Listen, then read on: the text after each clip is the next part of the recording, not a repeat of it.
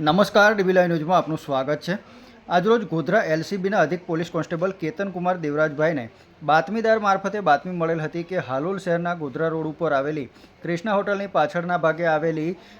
ભારોણા ફળિયામાં આવાસના મકાનમાં રહેતો હેમંત ઉર્ફે બટકો પવાર પોતાની પાસે શંકાસ્પદ ઘરેણાં લઈ અને વેચવા માટે ફરતો હોવાની માહિતી મળેલ હતી, જેના આધારે એલસીબી પીએસઆઈ એસઆર શર્માએ પોતાના સ્ટાફના માણસો સાથે ગોધરા સિવિલ હોસ્પિટલ વિસ્તારમાં વોચ રાખી અને તપાસમાં ઊભા હતા। તે દરમિયાન બાતમી મુજબનો ઈશબ મળી આવતા તેને પકડી તેની અંગ ઝડતી કરતા તેની પાસેથી સોનાનું મંગળસૂત્ર, ડોકિયું, બંગડી, સોનાની કડીઓ, બુટ્ટી, વીંટી તથા લક્કી અને પાટલા તથા ચાંદીની પાયલ અને સિક્કા જેવા ઘરેણાં મળી આવતા પોલીસે તેને પકડી અને તેની કડક પૂછપરછ કરતા આ તમામ દાગીના 2 દિવસ અગાઉ હાલોલના વિઠ્ઠલનગર સોસાયટીના બંધ મકાનમાંથી ચોરી કરી હોવાની કબૂલાત કરી હતી, જેથી પોલીસે